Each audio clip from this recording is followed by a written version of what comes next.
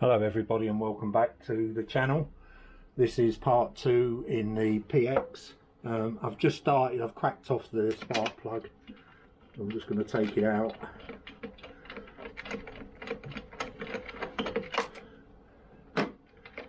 Right, that copper ring on here is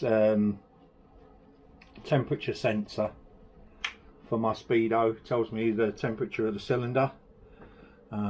Spark plug, and what we're going to be doing is this red wire, by the way, is the revs, so it shows you how many times the revolutions of the engine's turning over, and again that's on the speedo as well. So I'm going to need to get that screw off. It'll come off easier than I thought it would. Right, what I've done is, not like the last video, I've actually got myself some boxes to put my screws in. So I'm going to use that one for the cylinder head, that one for timing. So right, we've got a Phillips in there.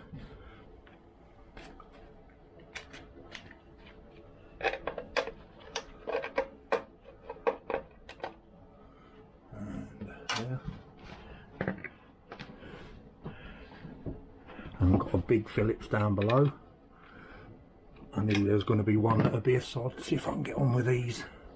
I do have a habit of yeah, that's come off, of tightening up nuts and bolts.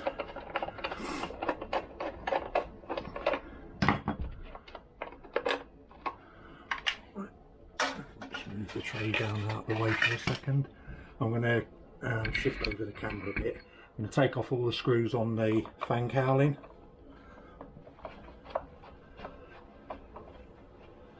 One by one.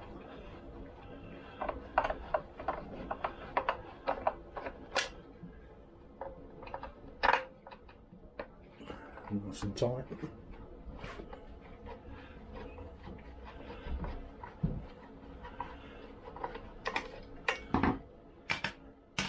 It's surprising over just the course of a few years how sort of dirty and rusty stuff gets.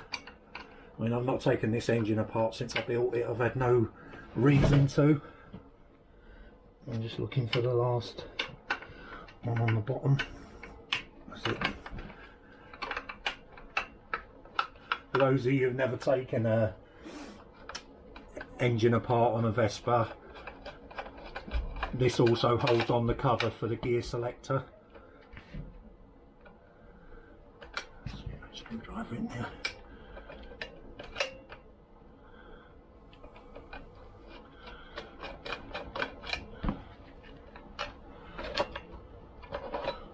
One gear selector cover, and I can take the fan cowling out, put it safe, and just on a, I will put the screw back just for testing purposes, but this earth on here is just an extra earth on the CDI unit.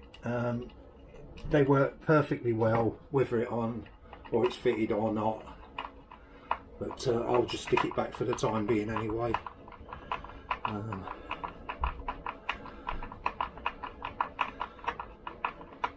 So it's just sort of finger tight. Nice and easy to turn over the engine. I know I've got the spark plug out, but perfect. Knee pad under my knees. Right, if I can just go over the wiring, and that's for my indicator lights. On normal PX they're down here,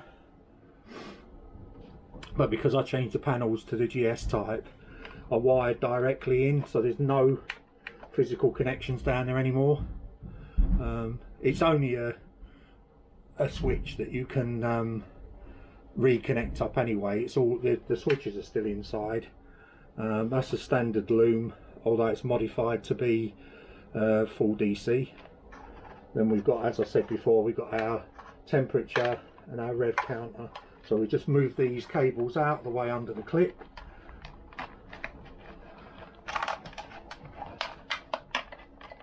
And up out the way. Come on. That's it. And then we should be able to get our cowling off.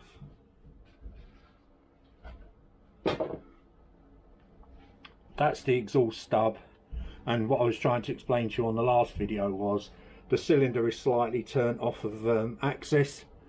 On the 150 125s the exhaust stub goes straight down, so if you're ever looking at an exhaust and you've got a 200, it should come at an angle. I'm interested to see what head I put on because I can't remember now. Again, they're all stainless steel bolts that I put on. I'm just going to take the cylinder head off, and I'm expecting quite a lot of oil in there because it has been running. As I say, it's got 4% petrol oil mix in the tank from what I've chucked in from Lambrettas, so it has been running rich. I know that because it smokes quite a lot. So let me just get my 13mm socket out. 12's no good. And again, as you tighten them up, undo them, crisscross again. So that's one. Go to, I need the extension on that one. I'll put the long one on just to be awkward. Give it a bit more. I'll move the camera around as well. So I'm going to that one next. I'll just loosen that one off. It has actually got the cylinder head one below that, so I'll take that one off fully.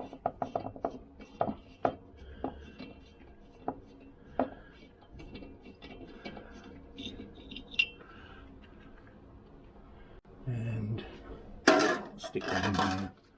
So right, I can take off the diagonal again now. I've got there's a washer there.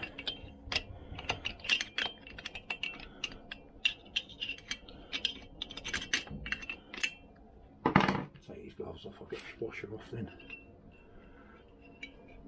Obviously don't do this when the engine's hot, it'll burn your hands on the cylinder head and the cylinder itself. In fact, let me go and get a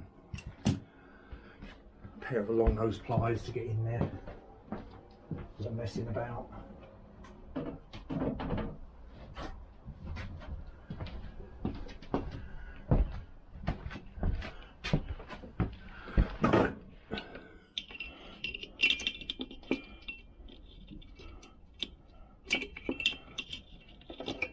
Again, because the camera's in my way, it's not a fiddly job normally.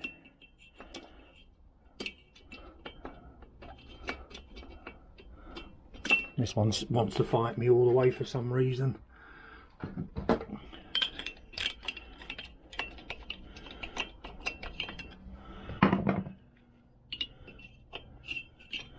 It's still fighting me all the way.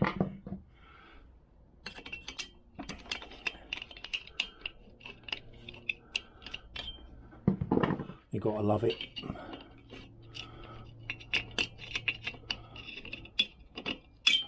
She's off and in there. Right, so as we were 5 minutes ago, diagonally onto that stud again. Just loosen it off, and then top one and lower bottom one. And we can run them off at our leisure.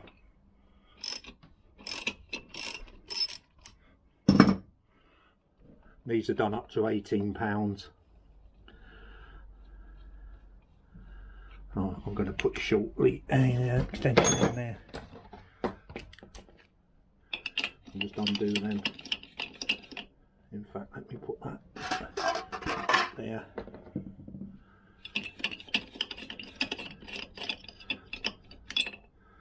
It fell off anyway.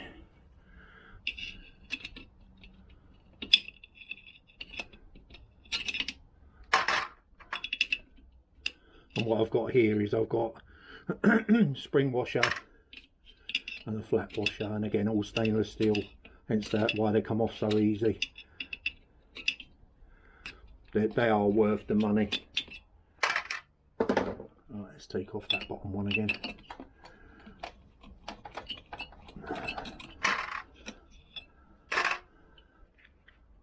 You don't need to get the washers because they'll all fall on the floor anyway. Pick them up afterwards. Probably for this, what we're doing here is probably easier just to do that and get the head off. And one of the reasons for taking the head off is to show you when you're timing an engine what you're looking forward to doing. Never ending screw there. Right. Are we off? Yes, we are. Right, so the head can just come off. I've used silicone on the head, so it's not actually, you have to give it quite a pull, but generally you wouldn't need to do that. It should just slide off. There's silicone there, and that should pull off out the way. There goes my washers as one. Shouldn't catch on anything. What I'll probably do is just bring in that hook so it's out the way.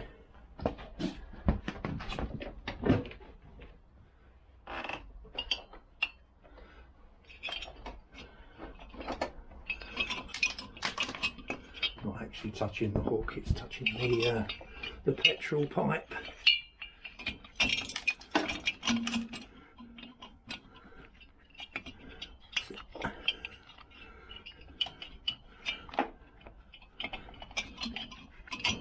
There you go.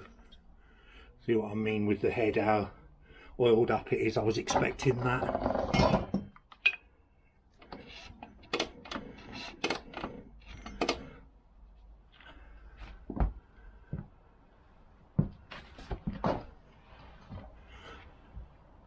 Yeah, it's a USA lower compression head. It is starting to get quite a lot of carbon build up as well, so it's due a decoke anyway. But I'm just going to stop the video there for a while.